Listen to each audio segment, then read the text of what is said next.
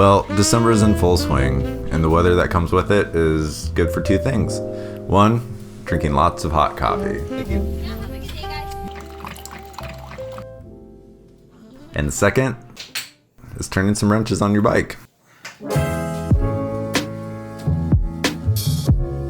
Hey guys, so today we're going to be tackling something that I've wanted to do since I bought my bike, and that is upgrade the cassette. Well, it's not necessarily an upgrade, I'm using the same type, it just has a few teeth extra on the lowest gear. Right now I have to do just a little bit more work to keep that cadence going.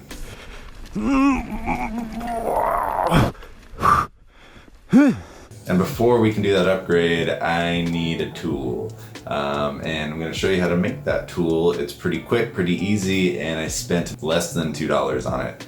So what we need for this project is, of course, our new cassette, a new chain, a cassette lock ring tool, Allen keys, contact cleaner, and definitely a chain breaker.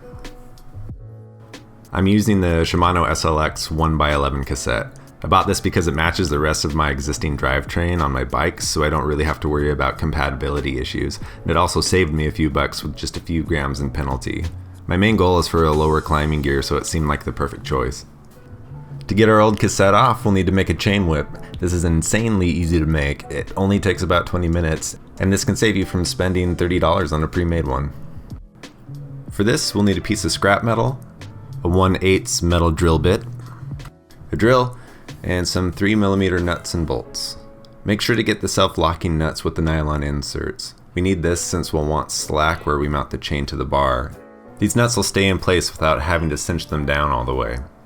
Lastly, we'll need to utilize our old chain to complete our tool. Make sure to start on the open end side of the chain. From here, we'll be taking off 2.5 links. Count out 3 outer link halves and remove the far pin on the third outer half. I like to mark it so it's easier to keep track of.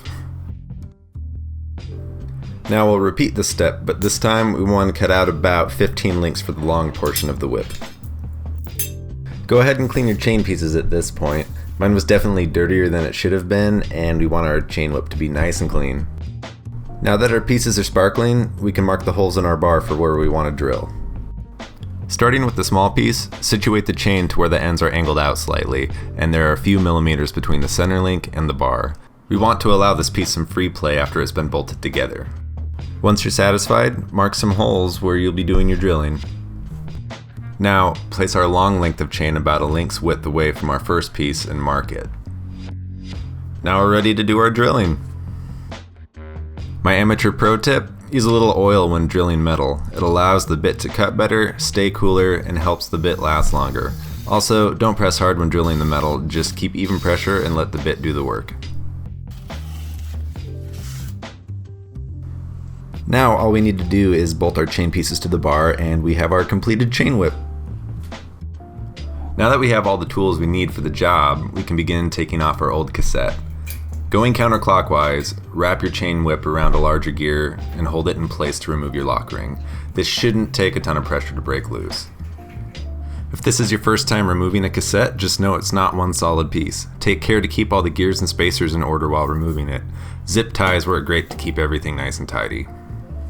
When installing our new cassette, take note of these splines. We'll need to line them up with the ones on our hub. Obvious enough, but pay close attention to this with the last gear. Make sure it seats all the way down before installing your lock ring. You can actually still get the lock ring on if this gear isn't quite lined up right, which won't seat the rest of the cassette properly and could possibly cause some damage. The last thing to do now is install our new chain and adjust the derailleur to allow for the newly acquired teeth.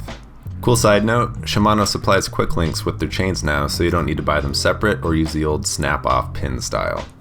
Before we put our chain on, we want to get the excess oil off on the outside of the chain, because this will collect dirt like crazy. Spray contact cleaner to a cloth and give it a good wipe down. Don't spray on the chain because we don't need it to saturate into the chain rollers. When sizing your chain, wrap it around the largest sprocket without threading it through the derailleur yet. On a 1x drivetrain, you'll want about 4 extra links up front.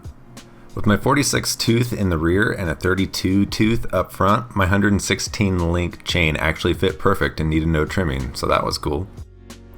The best way to get this quick link on without proper pliers, because it wasn't clicking in no matter what I did to it,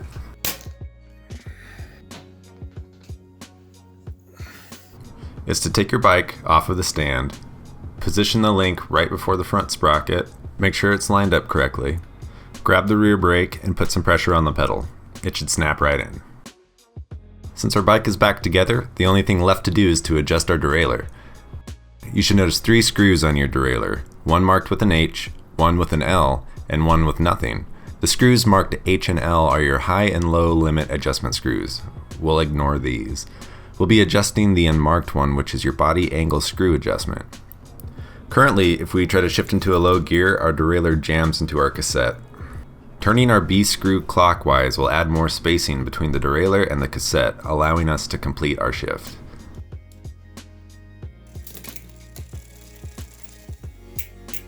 You'll want close to 6 millimeters of space between the derailleur wheels and the cassette gear for smooth operation.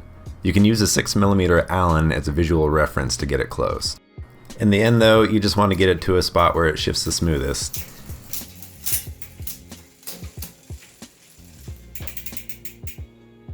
And to top things off, I thought I'd upgrade to some grippier pedals too.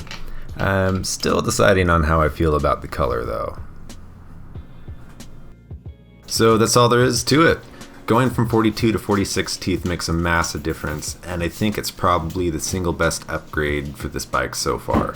I've gone on 2 very chilly rides since adding it, and the climbs are so much more enjoyable. If you've been thinking of doing this to your bike, you definitely should. It's worth it. I really do hope that you guys found this video helpful. If you liked it, share it with a friend or give me a thumbs up. If you want to take it to the next level and see more videos like this, you should subscribe. Want to see anything in particular, or just say, hey Jim, how you doing? Leave a comment below. Thanks for watching guys, and until next time, keep the rubber side down.